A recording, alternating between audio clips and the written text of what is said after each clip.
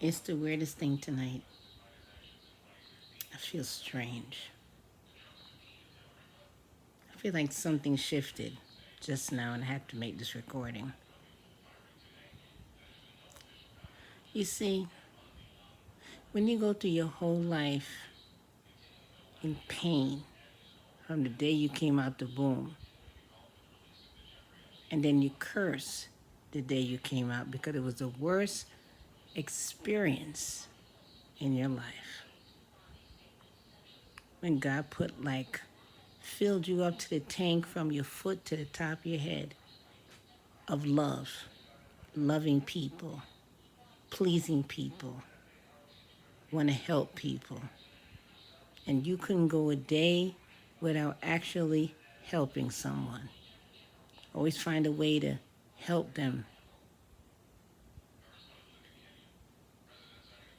And when you have that in your system and nobody reciprocates or wants to or even tells you or even feel love towards you, that's the most painful thing in the world, because the more they hold back their love, the more you want to give to change their mind, and you can't help yourself.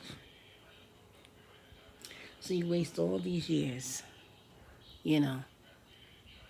because it wasn't never about the money. It's about the love. And when you're around two narcissistic knuckleheads like your mother and your father, who will never own up to shit they did to you, never own up to the way they feel about you, never own up to the shit that they say to you, to break you down to nothing, and then turn you into a servant to look after their two rotten or three or four fucking rotten kids that they had after you, because they strategically have you and then wait 13, 14 years to have more so you could be the babysitter for the children that they really want. Where's the justice in that, right? But you could have got out of there. You could have left and walked away from them all. But the only thing that kept you was you want that love. And sometimes they see that you're getting tired, so they either gaslight you and they make you feel like you're special for like a day. Then the next day is back to hating your ass again.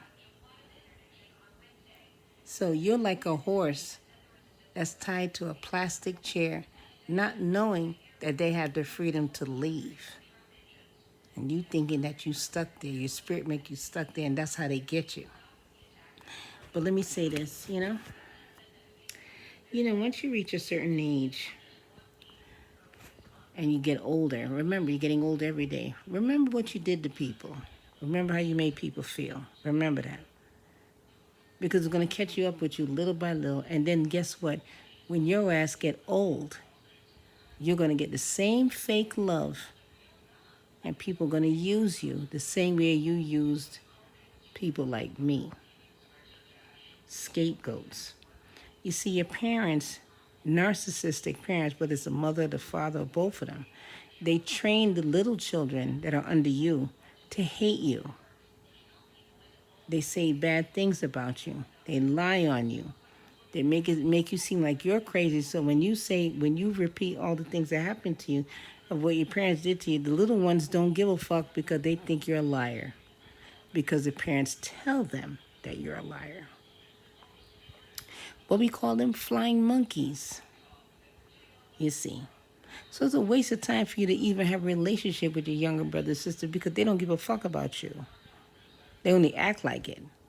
Because they like to hear pain and destruction in your life, and then they get to enjoy all the spoils that you never had, and they enjoy all the spoils that you stupidly gave to them because you're so afraid that the same thing that happened to you is going to happen to them, but they never get touched. They never get hurt the way you did, and they don't give a fuck about it. You have no friends. They're all fake and phony. They don't give a fuck about you. They only keep you around so your sorry ass can make them feel good. But you're not a sorry ass, but on the outside, because you don't have clean clothes and you don't look as good, and you're suffering and your bills are not being paid. and things like that. So they don't see God in you right now. They don't see God moving his hand in your life. They think that God served you on a platter to them. And then God is making them happy, laughing at you. And that's not the case. It's the other way around, because God is exposing them to you to show you why you should have left. And why now is the time now that when your time comes and you get your blessing, it's not your place or your problem to help anyone. That's God's job. Let God handle them the way he handled you, correct? Because the way God handled you, he took everything from you. He made you lose your job. He made you lose your car, eviction. You lose your home. You lost every damn thing. You look like a damn fool, a clown, because you have nothing. You see, that's what it is. Now, when you get your blessing, you don't owe them nothing. Now, unless God put it in your spirit to talk to them, or God put it in your spirit to give them something that's different, yes, by all means necessary. If God tells you to do something, you do it. If you put in your spirit to help them, that's it. But there's too many people on this earth, so God don't need your help. God wants you to just be obedient to his word, obedient to him, period. Because the same way he gave it to you is the same way he'll take it away once again. Okay? I'm just letting you know. There's peace out there. And sometimes to the point you sit there and you be like, you know? And as for your parents are concerned, every time you look at them, all you do is remember pain. And sometimes, you know what I mean. When that time comes, you might feel a little peace. You know? When, God decides to, call on them. Some people may feel sad and some people may feel at peace. That's probably where the real peace began. Depends on how bad your situation is. So the same way that you're patient for your life to change, you can be patient for that too. Just make sure that you're honorable. And you do commandment number 5. Whatever your parents need, just give it to them. Like take them to the doctor.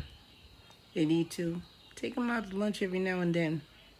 But keep your distance, because they had their chance. You understand? They had their chance to be nice to you. Now the kids that they wanted, don't fuck with them no more. So now they're going to come to you to fill that hole. You don't owe them nothing. You probably owe them like a little something, like, taking them to the store or something, whatever they need. But as far as love and affection, you don't owe them nothing. Just be nice to them, but you don't owe them nothing. It's too late for that. It's too late.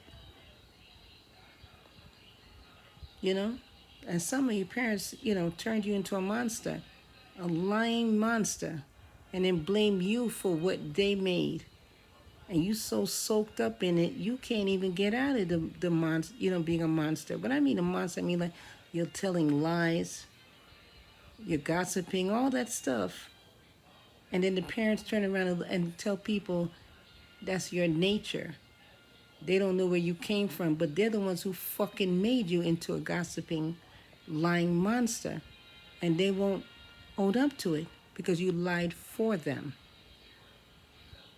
But remember, don't look for nothing. Don't look for no, what do you call it? Apology. Don't look for nothing. They don't need to apologize to you. They need to apologize to God, because God trusted them with the care of you, and they did a rotten job. Okay? So you're going to see a lot of chips fall. You're going to see a lot of things happen. Changes. So many changes. And when that happens, don't gloat when your time comes. You keep your mouth shut, and you keep doing the Sabbath, and you keep following God, and stick with him. And that's it, because he'll never forsake you. But them, they did it already. They did. What you waiting on now? It's too late for that, right? Okay. Thank you.